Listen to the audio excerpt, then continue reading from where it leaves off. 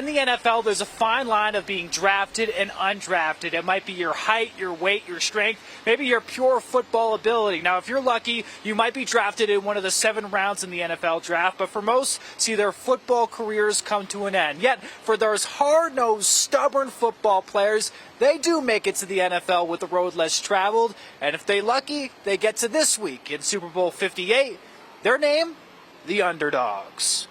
I felt like I always had to work harder than the next person. At this year's Super Bowl, of course, there are the Nick Bosas and Christian McCaffreys of the world, top draft picks making millions of dollars. When everyone wants to go party, when everyone wants to go on trips, stay back and practice harder. But at the opposite end, there are those glue guys, the ones that take the road less traveled. 49ers like safety Tashaun Gibson Jr. and center Jake Brendel.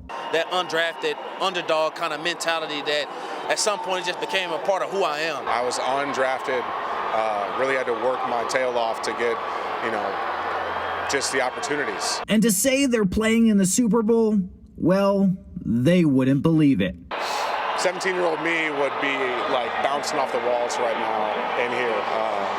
And a little bit of me right now is too.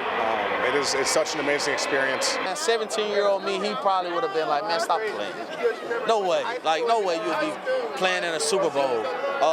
It just seems so far-fetched when you think about, man, just making it to the NFL, let alone playing in a Super Bowl. So to be here right now, man, I never could have scripted this. And there's no bigger underdog story than 49ers QB Brock Purdy. To never give up, even when you go through some tough seasons or tough games, it's going to work out if you continue to put your head down and go to work. From Mr. Irrelevant to perfect Purdy, Mr. QB1 has always believed.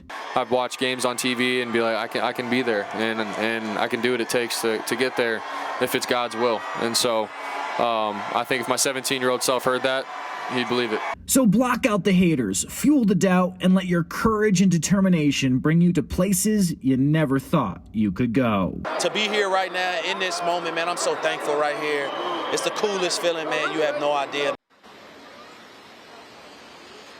The continued sentiment all week long or all day long yesterday was that never give up mentality, because you never know where it's going to put you and where you're going to end up. Look at me. I'm just a small town kid who got a job here at Sacramento, and now I'm at the Super Bowl in Las Vegas, Tony and Marley. It's a dream come true.